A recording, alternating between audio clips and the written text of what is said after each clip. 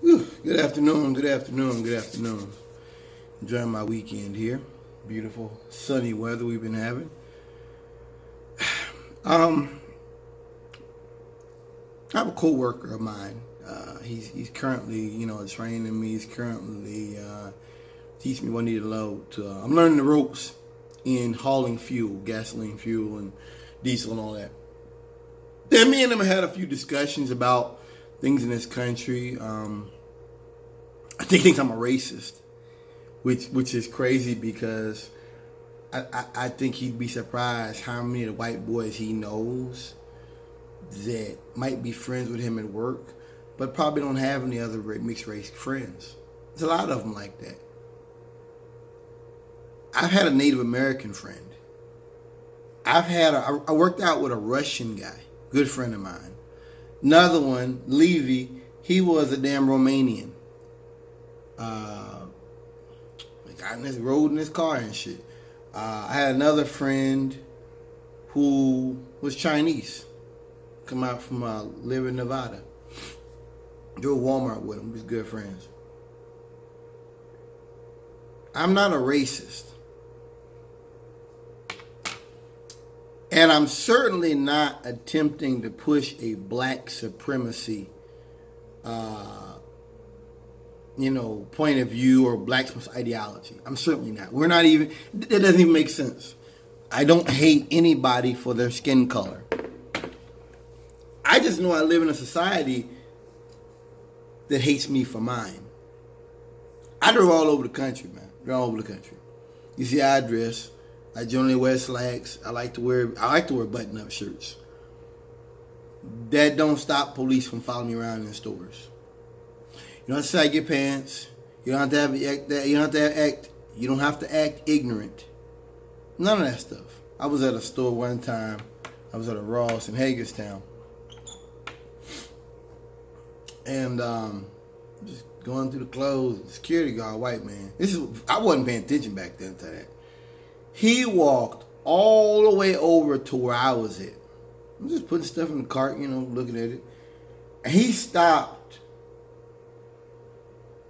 less than 10 feet from me, like right in my face, and just looked right at me, just stared right at me, and started laughing. You don't have to be a nigger. You don't have to be out here doing nothing stupid or committing crimes for police officers to follow you. That's the point I'm trying to make here. You don't have to be out here committing acts of violence. You can speak proper English like I do. It doesn't matter. They hate you. You understand my point? I get the, and I'm going to tell you, I get the feeling that he might have got the idea that I'm mad at him or I look down on him because he's sleeping with a white woman. Dude, I don't care. Like I told him, you can't choose who you love. He might have grew up with that girl. I don't know that woman. Like I told him, as long as you love them and they love you, and it's not abusive, and it's not a one side, like he's just abusing her, and like that girl I knew on the road, Amanda Covington. That's abuse. That's abuse. She working and sending all his money to him, and he's not working at all. That's fucked up. She's on the road for weeks on end, probably cheating on him. That's fucked up. That's fucked up. I don't care. And I try to make the point that my problem is when you have black men who make it, who are blessed to make it, and who then think that they're better. They're trying to push the ideology of everybody can make it, and just put yourself by your bootstraps. Put yourself by your bootstraps and go to college. And I hate to break it to you, but college education is not going to bridge the gap. It's just not between whites and black. It's just not. Anybody that tells you it is a goddamn liar. I don't care what your degree is. That's not happening. And even if it comes close, that's 5 years from now or longer. There's people out here who make it, and I celebrate them. Like I told them, I'm not not mad at black people that succeed. I'm proud. I love to see black men out there succeeding. I love to see them breaking the stereotype that's put on. Man, that shit makes me proud to see that.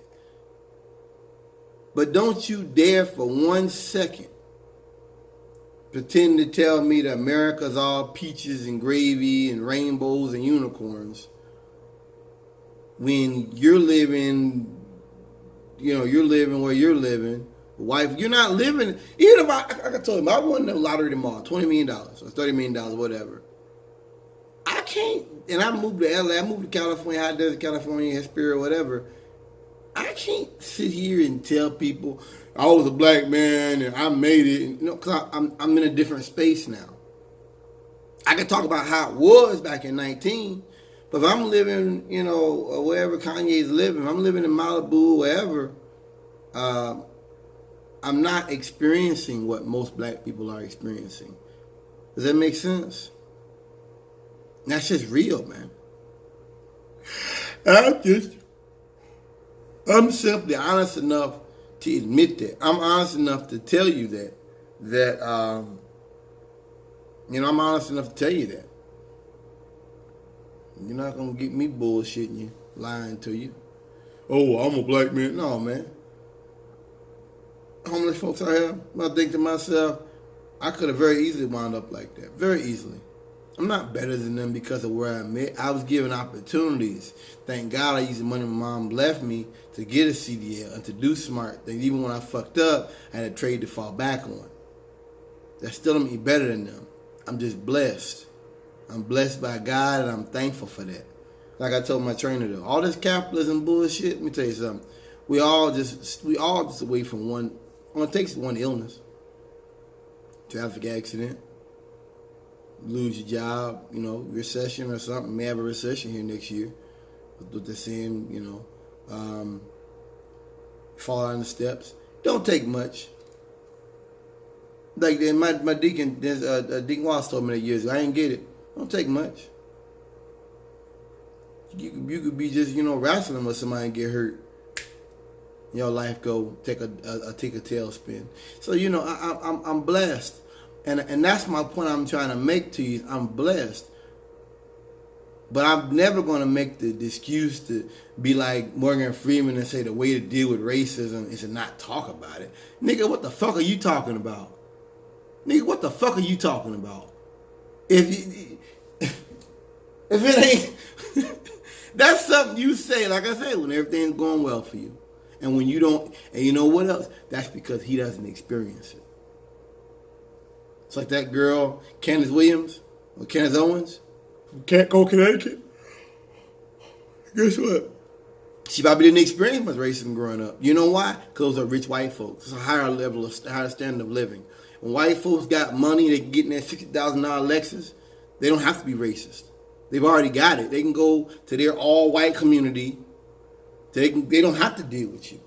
You know what I mean? That's what it is. They don't have to deal with you. They don't have to look at you and deal with you. There's no need. So you say it's not rape, it's because you don't see, because they don't have to deal with you. Now, when they bumping into you at the bus stop, bumping into you on the bus or the train or this or that or the other, and we all screaming for jobs, that's different. Why is it? It's different because they're not better than you. They're not better than you then. They're still, they've got benefits, but they're not better than you. And the reason why, that's what I'm calling. This is the reason why I done this video. Make sure I didn't forget. I didn't miss, I didn't run over nothing. I missed nothing. Let me see. Make sure I didn't run over nothing there. Well, if I did, I'll come back. The reason why I done this video, my trainer was talking about, I felt like everything's about race to me. Every 2 hours it's about race. And with Donald Trump as president, I don't know what to tell you if you don't pay attention. Like a lot of people, they don't pay attention, they don't follow the news and all that, and I get that. I don't blame them. Because if you do, you'll realize that all that capitalistic stuff is a bunch of garbage. I'm talking about the system. I'm not fighting against capitalism. I'm talking about the system which we have now. The rich get richer. Presidents say all this bullshit and just basically set up for the rich, corporate welfare and things like that. I'm talking about that, man. I'm talking about that. And I watched this video today. This guy was a judge. I had seen it. I heard about it, but I didn't have time to watch it earlier yesterday. This guy was a judge. Police pulled him over. And the judge was like, hey, what's going on? You know, you need to go ahead. And he was kind of like aggressive. I was like, that judge said, you better find out who I am. You better check that registration and find out who I am. And then I was like, he you know how cops do. Cops still act like, get back in the car. He got back in the car, and he got back in the car, and the judge, that's what I thought. And the cop was like, have a nice day, sir. I watch videos. Whenever I think, like my trainer, that maybe I'm being too harsh on white people, or that maybe America isn't that racist, you know what I do? I go on videos on YouTube. And I go and I watch videos of white men open carrying pistols. And there's many videos of white folks cussing the police, telling them you're fucking liars, telling the cops to shut up. I watched one in Texas where dude walked into the police station with a pistol on his hip, and he's trying to ask the cop a question. The cop's like, well, we can't talk about it. He started cussing the cop, and they left out the back.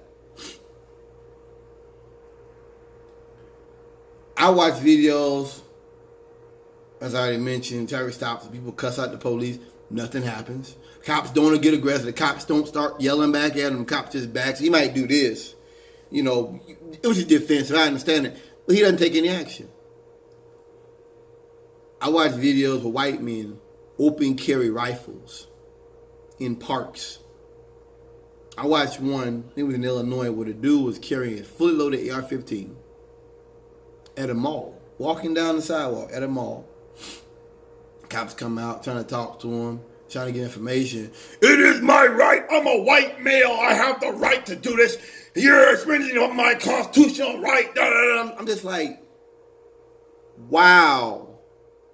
And that's the go off on tangent. That's my point. Is that what white people are fighting for right now is the right to be racist and also to maintain white supremacy. Just about all the things, the mass shootings, this racism you see, calling police on black people, it all goes back to that. Just basically the right to be racist. Look at Roseanne. You know, she's still putting out racist tweets. Thank God she got fired. And that proves my point is that she's always been like that. You got a couple people who are throwbacks to the 80s who are just dogs then, who are just nasty people, and they haven't changed. Somebody just told them, hey, that's not appropriate, you know. And they'll fall back, and they'll let something slip here and there, because they're nasty. Because they think this is their country, and they believe that you don't mean shit, black man. You really ain't shit to them. They look at these videos of black men get slammed on the cars and shot 16, 17, 18 times, and they're like, yeah. So what? You know? But we got white men out here. Like I said, this white man, I mean, he goes out there. There was another one I saw. The dude was open carry in a park, a pistol and a rifle. And the cops were just trying to get information. And they were like, what's going on? What's going on? And he's like, I'm a part of this. And the one cop's like, so you just come here to get a response. Yeah. He's trying to bullshit. That's exactly what it was. He went there to get a response and to try to buck up at the cops. And they try to talk about it being about everybody's rights. That's really not it. It's about them maintaining white supremacy. That's what it's all about. Maintaining white supremacy. Period, man. Period, point blank. Maintaining white supremacy. They're losing. And the price of it, of white supremacy is going up. They're losing their privileges. A lot of white folks aren't fighting. A lot of white folks aren't walking around with fully loaded AR-15. In case you haven't noticed, a lot of white folks don't do that. Now, see, they don't have guns, but they're not walking around with a fully loaded assault rifle on their fucking chest, strapped on their fucking chest. with spare mags and all that shit. Okay?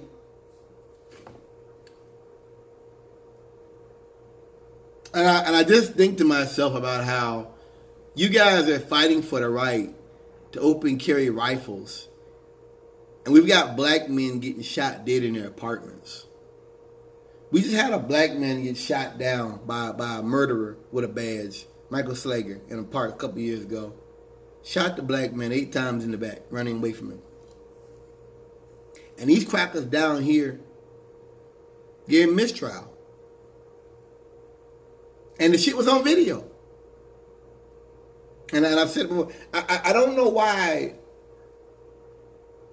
when he got done shooting, he picked up his taser and he walked up there real slow. And to this day, I don't know why that bothers me so much. It bothered me. That bothers me more than the gunshots themselves. Do you know that? And I've never been able to figure out why. I guess it's just the cold-bloodedness. Once again, this lack of empathy, lack of the fact that I just took a life. I just fired my firearm, and this guy's probably dead, or he's probably going to die, and he's probably going to lose his life behind my actions, and people are going to be left without a father. And I go on these videos on YouTube. I watched one yesterday. Dude was, I guess he had a gun, rifle, and all this. Black policeman was up there. And as soon as he heard it, he backed up. He got on the radio. He called his, I guess everybody was off duty, small town. He called his lieutenant or something. Got a whole cavalry there, blocked off the roads. And people were on the comments. I've said this before. I've spoken this before. People on the comments talking about how he was a coward and that's what black cops do, that they're anti-gun, so they don't train, and they don't go in and deal with the threat. And it just reminds me of, that's how the Caucasian is. They're murderers. The Caucasian, and I've been talking about that for a very long time, that the Caucasian, he has to be the one to fire the gun. When I hear stuff like, when I hear things like that, what I just said, that's ego. I have to be the one to go confront them. I have to be the one to go shoot them. Even though nobody's life is in danger. He was told that. There was, and then the wife came out, she said, there's nobody else in the house. No one's life is in danger. There's no rush. You know, it's a small town. He didn't have anybody else, so he had to get everybody else up there to infrastructure. And then they called the sheriff's SWAT team to come up there. So he didn't have backup. Made an awesome decision to just back up, because when you do that, you buy time. When you rush in, you start sweating. You start getting nervous. Things start speeding up. Why? Because you don't have choices. I learned that in criminal justice. When you maximize the distance, you minimize the threat. When you rush in like that, someone's liable to get killed, and that's not cowardice. And I guess what I'm saying, we talk about like white policemen shooting black men and stuff, like the one in Tennessee where he chased the man down. He knew, he went down there on I think they were chasing somebody. See another black man, had nothing to do with the call. He said it himself that guy had not committed any crimes in his presence. That guy was not, they weren't chasing him. He just took it upon himself to follow this guy, chase him down and shoot this man. Man was no threat to him. Did not point a gun. The dude was running away from him. And he shot the man in the back. I guess what comes to me is just the fact that these are cowboys. They're like dogs in a lot of ways. They've got, what does a dog? A dog has to confront. The dog is right at the front. The dog got to run up there. Dog ain't gonna wait for backup. Dog gonna run. I got to bite him. I got to sniff him. You know what I mean? That's instincts of an animal. Animals do that because they're protective of their environment. I understand why a dog does it. I understand that. But you're not a dog, you're a police officer. You got all this technology, you got all this gear and cameras and scopes on your rifle and all this stuff. Why can't, and then you got a rifle, why can't you just back up? You know what I mean? And people on there, they were even talking about that, like, on the video, the police, all of them kept talking like one of them guys said he thought they were trying to build a case for killing the guy. Basically, like he's such a bad dude, just a violent dude, that we need to kill him. We have to kill him, because he's done other things. And I guess that's small town. I guess that's true. I guess you could say that. I don't know. You could have that opinion, I guess. But I thought that he did the right thing. He did the right thing. You realize when you kill people or you get into a use of force, you can get hurt too. And it changes you. I've always heard that when you kill somebody, it changes you. And then bullets come back as well as they go out. What happens if you go up there and your gun jams? What happens if you go up there and you get him in your sights and you slip and fall? What happens if he gets up the first shot? What if it's an ambush? You see what I'm saying? With a Caucasian, I gotta be a soldier and run it, and that's what their culture. It kind of encourages that cowboy mentality. Their culture, it really does. It kind of it legitimizes that. That's why I say really, white trash. I don't think they belong. I don't think they can really come to terms with the brotherhood of man. I think the Caucasian has put himself out. Not us. We didn't. You put yourself out with your actions and what you say and what you want. Not us. We didn't do anything. You put yourself out. By your actions, by your deeds, and by the way in which you conduct yourself and the way you conduct your society. You put yourself out with your culture of shoot first and ask questions later. And I had never, let me end it here. I had never really seen a white man talk like that. But, that's what they do, man. When they're not being, I guess I should be thankful. One guy said, I'm glad you be at least honest. You might disagree with you. I largely disagree with you. You're a police officer. You're not a judge. You're an executioner. If you know there's a what you call it? It's a threat. It's a word for it, but it's a I forgot what it's called. Basically, it's like a tactical alert. It's a threat, and if you go in there, it's gonna be a shootout. You know it. Why would you rush in there? You ever heard of Waco? You ever heard of Ruby Ridge? Why can't you just stop and find out what's going on? That dude, listen. It's one thing if a man out here right now says, Joshua Powell in apartment 934, I'm going to kill you today. I'm going to kill you. I'm going to kill you. It's a difference between that and someone out here acting a damn fool, laying out in the road or taking off their clothes naked or something. I'm going to laugh. I'm not going to kill them. You don't know what's going on in their life. They might have just lost their wife. They might have just lost somebody close to them. No, I'm a Caucasian. I got to be the one to rush in and kill them because they're, you see what I'm saying? That's what I mean. The Caucasians are dangerous. I realize, like my mom said, they're very, very, very, very, very dangerous people. Very dangerous people. And you never know when you do something that 90% of the world will laugh at or find comical, and the Caucasian says, I don't like that, go gets a gun, confronts you, and winds up killing you.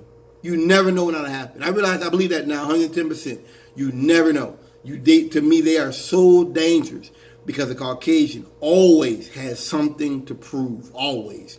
And what's crazy is, if you're a Caucasian, you think you're superior to me or anybody else, colored people of the world. Why do you feel the need to constantly have to prove that to us, that you're better than us? Let me ask you that. That's what I mean when I talk about them putting themselves out of the brotherhood of man. That's what I mean when I say that. And I'm not talking about just racism. I'm just talking about that it's arrogance. It's a sense of superiority. There's a lady that done a thing where she was talking about all this, and InfoWars was like, yeah, they put it out there, and this guy was like, yeah, I'm a white man. They were trying to make fun of it because a couple of them were like, being a perfectionist and this and that and the other. And I thought it was funny because that's That's the kind of person that they're talking about. You take 10 things and you pick out 2 things out of it that are kind of good and say, well, yeah, I'm proud to be a white male. But you missed the whole concept. You missed the whole point. You're not just a perfectionist. You're obsessive. And you're obsessive. Point blank, period.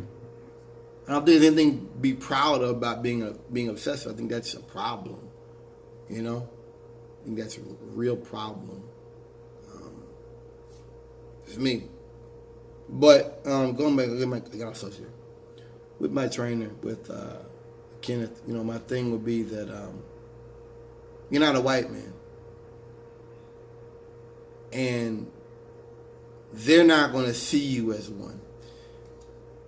I think he got the idea that I was saying that there's something wrong with marrying white people or having a business relationship with white people, having relationships with white people. I'm not saying that.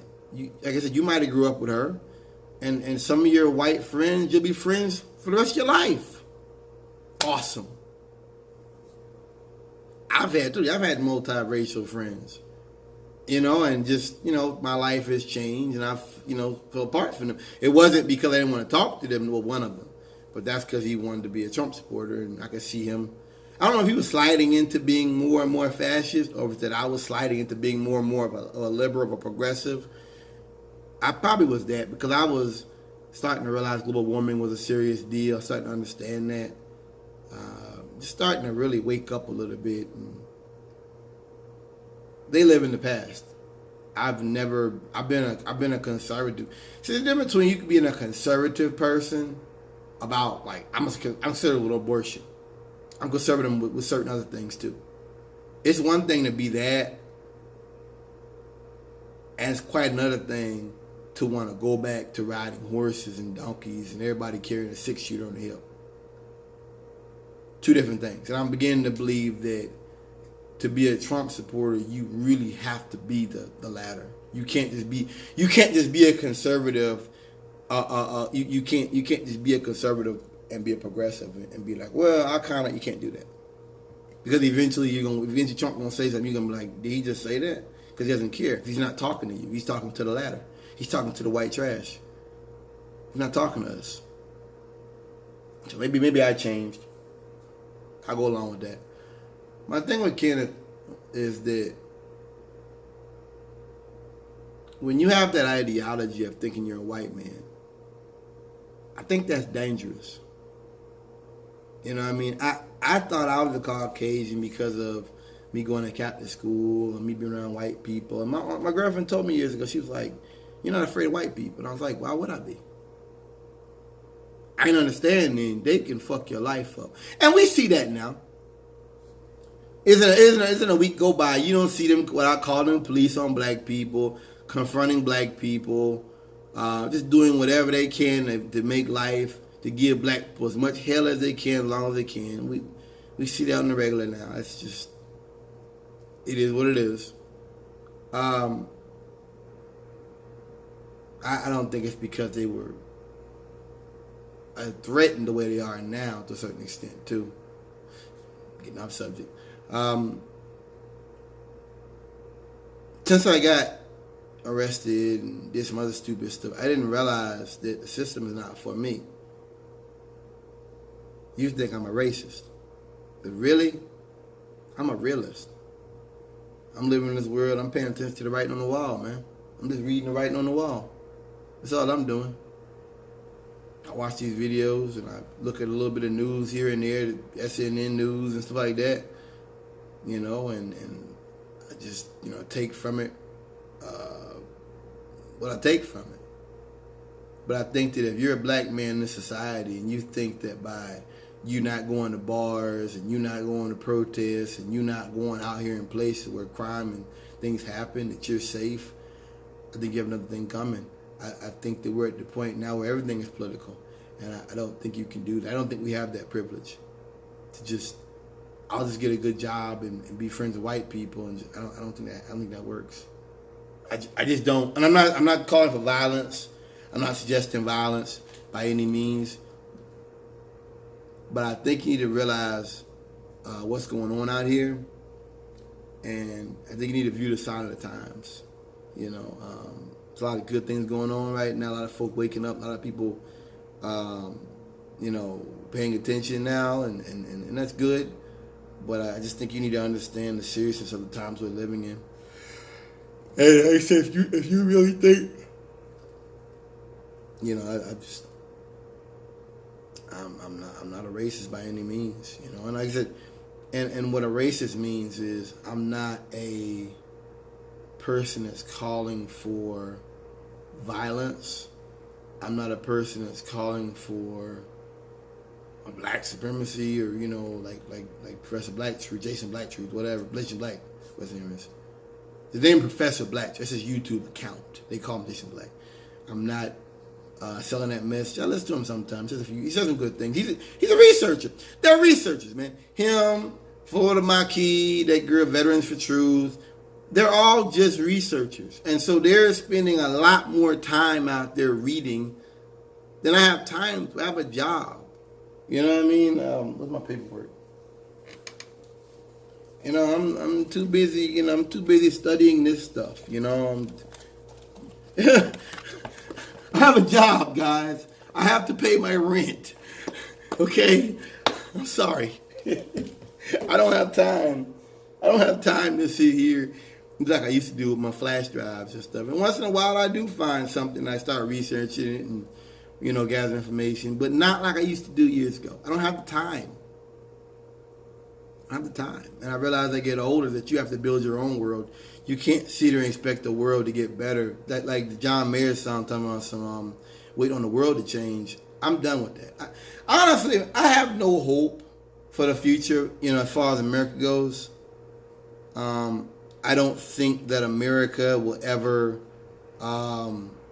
get better. I don't think anything will be done with climate change. I have no hope on that. Some days I get up and I just hope to myself that they go ahead and try Iran, Trump.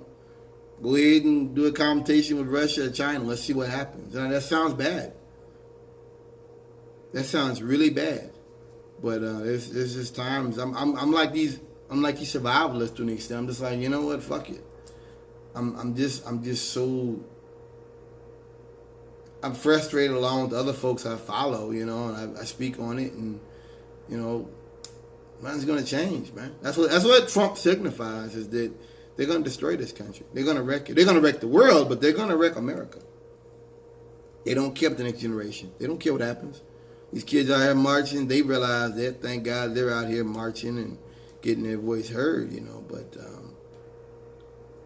this is going to change, you know. And if the next president gets in and tries something they may do,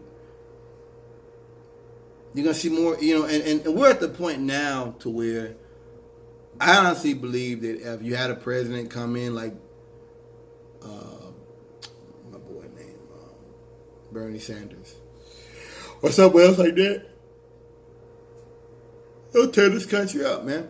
They'll wreck this country. I really believe that now. They'll fucking wreck this country, and they'll just say, fuck you to us, and they'll just do it.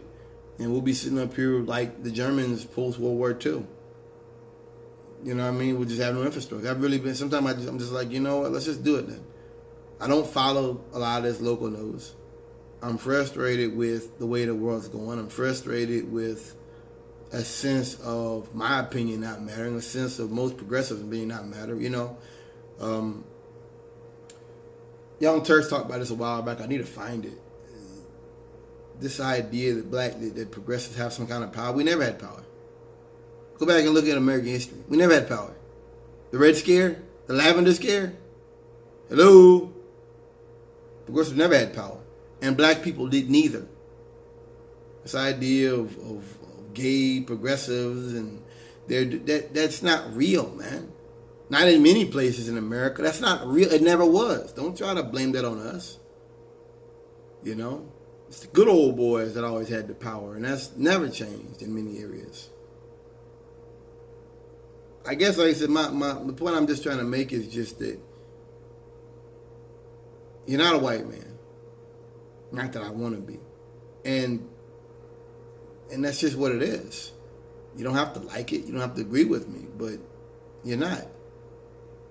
And I'm at the point now to where I don't even want to live around white people. You know what I mean? Like, I was at a restaurant and I was waiting for my food. I was sitting out there on the patio, and the nice wind was blowing. I was in the shade. White men walked. I walked right away from them. I don't even want to be in their presence. I'm so disgusted by these Caucasians out here now. And it's to the point where, you meet some of them that feel the same way you do. And I may have a conversation here and there, whatever, but for the most part, I'm done. Because what the Caucasian basically is saying now is, we'll wreck this country. We want Trump so bad. We want his mantra of racism so bad. We want to make money right now so bad and continue white supremacy so bad that we're willing to destroy the environment. We're willing to go back to a second Cold War like we had with Russia back in the day, Cuba and all that with Iran. We're willing to destroy all our European alliances. We're willing to say we're not going to contribute to aid relief with Africa, because of this, in relation to this Ebola, reference to the Ebola epidemic that's popping up and other ones. We're not going to even think about that stuff. We're just going to sit here and basically do without. It's crazy. We're at the point now to where I look at the country and it's like we live in Alex Jones land. It is. It's all InfoWars talks about is migrate. He's talking about the migrants. That's all they talk about now. Migrant. All they talk about is either the migrants or gay people.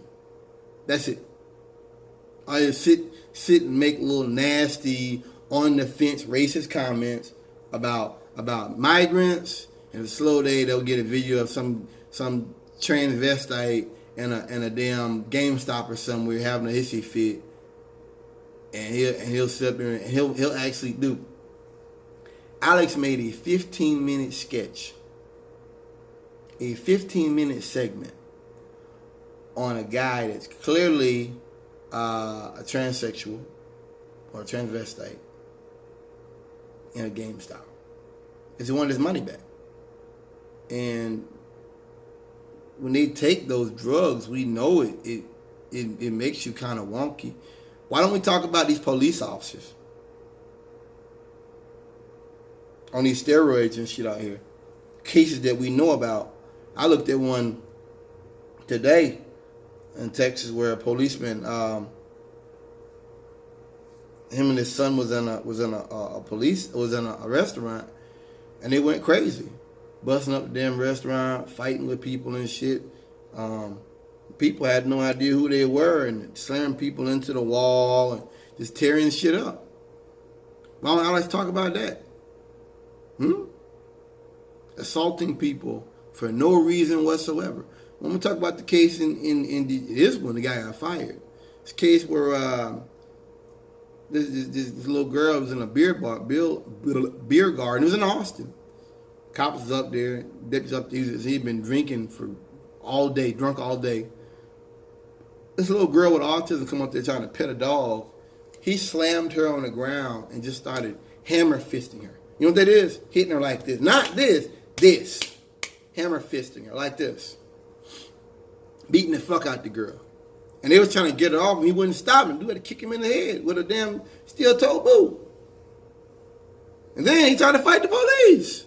Police had to hit him in the back, and I think they tased him.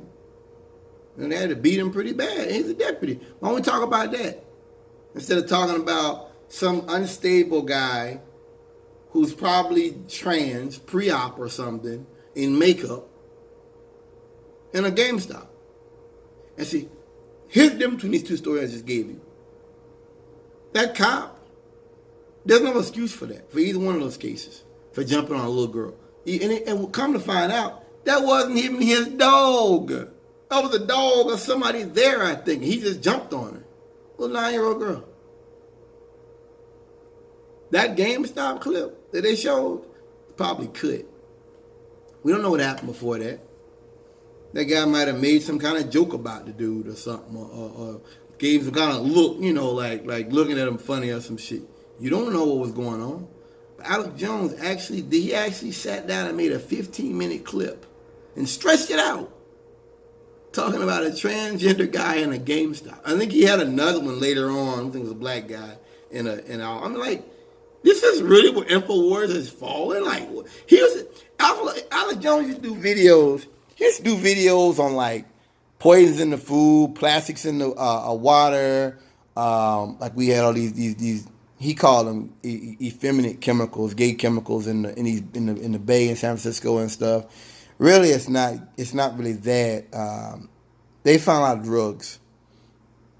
They found a lot of drugs, and they found some other stuff as well that's just really not good for the body. Birth control pills, the chemicals, excuse me. And I seen something in London where they found some, what was it? They tested a little lake, and they found like an old outlawed pesticide in the water, and they found little like slight traces of real slight traces of cocaine and some other stuff. My dad was trying to make fun of it. I don't find that stuff funny, man. This is what we should be talking about. And he used to get into talking about fluoridation and all this kind of stuff. What does he do now? Talk about gay people. Make jokes about gay people, make jokes about migrants. Like, that's really what Alex Jones has, you know what I mean? If you're spending money on buying his products, that's what you're supporting. You're not supporting the fight for freedom or truth. You're supporting the fight to be racist and homophobic. Congratulations. That's what you want to spend your money on? Congratulations. But I will never spend a dime on any of his horse shit ever again. Even if Trump does something dumb, nah, man, I'm done. You bet the house on Trump, buddy. Ain't no going back from that. You burnt your bridges with me. And many others, too. You burnt your bridges. I hope it was worth it. And now he tries to go back talking about Assange. Isn't it amazing how much the world has changed since WikiLeaks came out, too? I just think about how, when it first came out, how, things were and stuff was coming out, and now Alex Jones went full fascist. I mean, he used to talk about this stuff, and now he tries to talk about it like kind of the way he used to, but he can't. Assange went after everybody, man. They went after. I think Snowden was more talking about the way the NSA spies on people and how he's seen it as wrong, whereas the WikiLeaks thing was more of a, here's what the government does that you don't know about. Here's their secrets. And here is how they spy on world leaders and the cables and diplomatic cable, things like that. I felt like WikiLeaks was a lot more ballsy. Because it really exposed a lot of people. There's a lot of WikiLeaks I haven't read myself. A lot of it. A lot of it I haven't read myself. So, but anyway, my thing is with all that is just those men are heroes for what they did. I mean, they go off on a tangent, but they're heroes. Those are men without a country. Snowden is in Russia, and Assange is in custody. The British have him, and they're probably going to bring him to America. He's going to get raped. He's going to get tortured. They're going to rape that man. You can bet on it. They're going to fucking rape him. They're going to fucking torture the hell out of his ass, man. That's coming. That's coming. Pressure, whatever they call it. It's torture. They're going to torture him. They'll put him in a black site, and you never hear about him again. And, I used to think, when I was listening to Alex Jones back in the day with George Bush and all that, before Obama got elected, I used to think that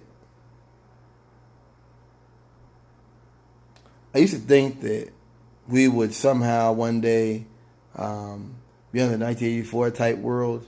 There's cameras everywhere and all. And I realized that it's people like Snowden who have empathy and have integrity. I think it's those kind of men that keep us safe. It isn't all armies in the world. It's the strength of one man. It's the strength of one man. It's the integrity of one man, and it's an emotional strength, because it's tough to turn against people that you work for. That's hard, man. I'd say it's almost easier to run out here and go into a house with a man with a gun than it is to turn against the people that you work for, even when you do something wrong and you know it's wrong. 'Cause a lot of folks don't have ethics. A lot of folks don't do what's right. A lot of folks gonna do what brings them the money, and they're gonna. Let's just be honest. We live in a CYA society. You can't blame folks because there aren't a lot of opportunities out there. You can't blame people for it. We don't have integrity anymore. We just don't. And a part of that's because of the way America's shifted. We torture. We do extraordinary rendition, which is in my eyes kidnapping. We do all those things. We do years ago you had men marching in the streets with ski masks on and people going through the mail. We're no better than them. East Germany. America's no better. No. Every day that passes, we slip a little bit further and further in that direction. Yeah. It's just not as organized as they had it. And people knew about it back then, whereas people now don't care. And that's one thing that I've seen change in my lifetime. A lot of folks don't pay attention to news at all. A lot of people don't. They don't care. They don't care unless it's something big like a hurricane or sports or the Kardashians or something like that. Other than that, people don't pay attention to the economy. They don't. People don't care. And that concerns me because I've seen in my lifetime the things we used to talk about years ago. I've seen that become the normal, and I don't want people to accept that. I don't want people to agree with me about spying, and I want people to be like, yeah, that's wrong. It's the Overton window has definitely been pushed in America in my lifetime. The Overton window has been pushed. Overton window is basically what people accept. If you had a drag queen run for president, America wouldn't accept that. If you had a man come up here with green skin and had the limbs like an octopus, America wouldn't accept that. They just wouldn't. It wouldn't be acceptable. It'd be out an Overton window. Peace, y'all.